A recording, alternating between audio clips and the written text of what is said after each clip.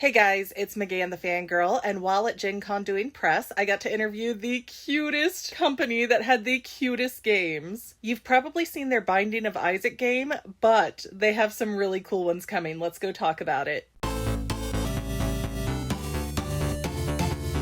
Sure, I am Dustin West with Maestro Media. I am the Director of Customer Experience and Game Development.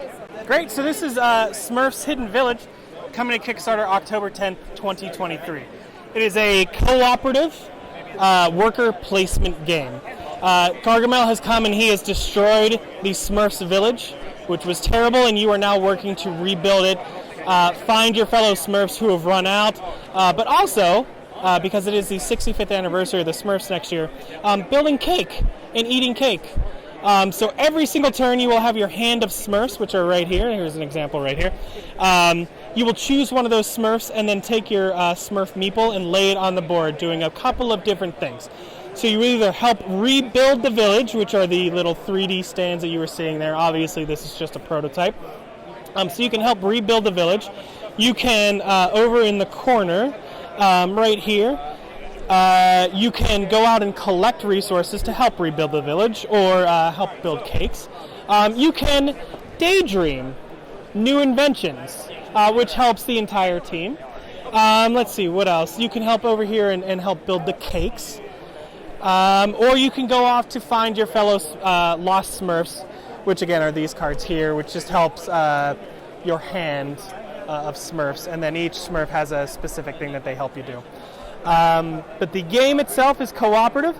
After every single round, every player is gone, you're going to draw a Gargamel card, and he's going to do something awful to you. And the game either ends when you've successfully rebuilt the village and the cakes, or when you get to the actual Gargamel card, and that means that he has come back and he has redestroyed the village, and you've lost the game. Very sad. Coming to Kickstarter, again, like I said, October 10th. 2023, and just really excited. The Smurfs team behind the game is the Kadama team. They are a group of fantastic designers, and we are just really excited to have this game out. So Sally Face Strange Nightmares was launched on Kickstarter in February of 2023. We're looking for a retail release early 2024. The game itself is a cooperative episodic-based adventure. There are 4 different adventure stories included with the game. And the goal of the game is to solve mysteries, roll dice, match symbols, and try to make sure that corruption doesn't overtake the Addison apartments before the end of the game. A lot of other peripheral stuff from the game as well. So we've got a tarot deck, we've got figures, we've got t-shirts down there. That's a mask from the game. So that's a wolf mask there. Down at the very bottom, that is an actual teacup set. So Addison Tea is in the game, and is one of the things in the game. So that is an actual teacup set made of porcelain or ceramic. Really cool. And then a play mat for the game itself as well. That is a spirit board. It's a lot of really cool peripheral stuff. We like doing that. If you look here, the Binding of Isaac, which is our most popular IP, a lot of peripheral stuff from the game as well. So those are plushes. We've got figures, we've got play mats, we've got just about anything that you could want. The Binding of Isaac, there is the base game, 2 expansions, or if you are like me and don't like carrying individual boxes, we have the Ultimate Collection, which just includes everything in one box, making it easier to not lose something. Perfect, but let's talk Hello Kitty. Let's talk Hello Kitty. So Hello Kitty Day at the Park is a competitive game for 2 to 4 players.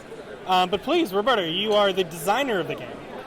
And can talk about it so much better than I could, so I'm going to hand you this mic. So, in Hello Kitty Day of the Park, you are playing Hello Kitty or one of her friends. You can, everyone has their favorite, and you're trying to have the best day at the park. Like, that's just it. And the way that we're doing that, it's a tile laying game, so you're going to have some of these park tiles in your hand, and on your turn you're going to choose one, and you're going to play it onto the park, and you're going to want to match that up so that your bushes and your grass match. And if you match that with the symbol or the color being the same, then you're going to get one of those items. So in case we get a bird for our collection, and the reason we want birds or other items is to complete our adventures.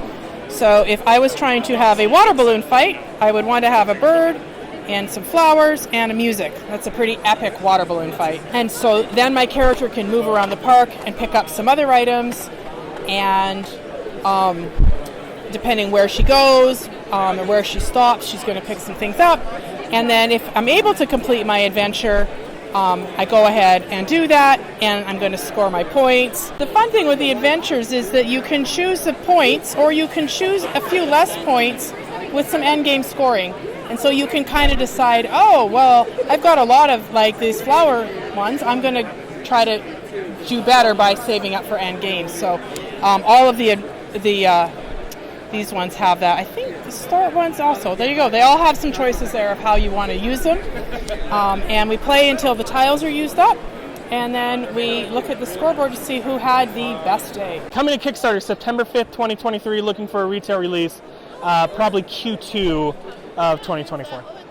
Oh, that's a good question. My mom always, we played cribbage and we played Scrabble, but my dad loved crokinole. And I'm from Canada, and that's a very Canadian game, and there's so many good memories of him, so I think growing up that would have been my favorite. So my favorite game growing up, my family was really big into Monopoly, and I didn't understand that there were other games out there, except for maybe Risk, and Sorry and some of those other ones. But growing up, we always played Monopoly until I was about 16, and my family stopped winning the game. And I was the only one who won, and then they didn't want to play with me anymore. And that's when we found other games and realized that there was a whole industry. So at 16, we found Ticket to Ride and Pandemic. And so for a long time, those were my favorite games. And now, there's just too many games. I love all of our games. Hello Kitty is my favorite, right, Roberta? Hello Kitty is my favorite game right now. But no, honestly, there's too many things, and I go more for the experience. I don't care what game I'm playing. I care about the people that I'm at the table with. And that's really, I could play the worst game in the world, but have the greatest night with the right people. And that's all that matters to me, is that experience. So that is my answer. Maestro Media is great. We are a fan-focused publisher. We want to make sure that our fans are taken care of post buying the game. And so we're really developing new ways to play our games. If you actually go on our website, maestromedia.com, and you go to the Four Souls section of the website, we have what we're calling Four Souls Challenges, which is something that was in the video game, but it's brand new ways of playing the game that you already own. And they're free, they're downloadable, and again, they're new, unique ways of playing the game with the cards that you already own. And so we are just looking for ways to keep our game on the table and keep our fans engaged. And so that's what we're really excited about and what really drives our business. And that's it for this interview, guys. Thank you so much for watching. Don't forget, my favorite interviews from Gen Con will be here on The Fangirl, but I have a ton more gaming content over on The Fanily. And to any of my members here on YouTube, a huge bottom of my heart thank you for all of your help and support. If you would like to become a paid channel member, there is a link in the description below. Thanks again, guys. Love you. Well, Fanily members, we're almost done, but I want to invite you to hang out with me in some other places. I'm on Twitter and Instagram as my own personal self, and I have a Facebook page too, but I mostly just post photos over there. And sometimes people say, "Hey McGann, I want to mail you something. How do I do that?" Easy. Just click the About tab on my channel page, and my most current P.O. Box info will be right there. I also run another channel, The Fanily. It's really a hodgepodge channel where we might post anything. Oh yeah, and I also sell shirts and stickers and stuff with the Fanily and the Fangirl logos. If that is your cup of tea, I have a link in every description of every video. Finally, if you want to help out the Fangirl channel and make sure I'm putting out video essays for years to come, the best way you can help is by subscribing and watching more of my videos, whether they're new, old, whatever. Maybe even share one or two on social media, help spread the word. People who watch to the end of videos, like you, helps to tell the site, hey, this is a good video, we should recommend it to other people. So if you made it this far, leave me a comment of something like, hey, I made it to the end. Love ya. See you next time, family members. Bye.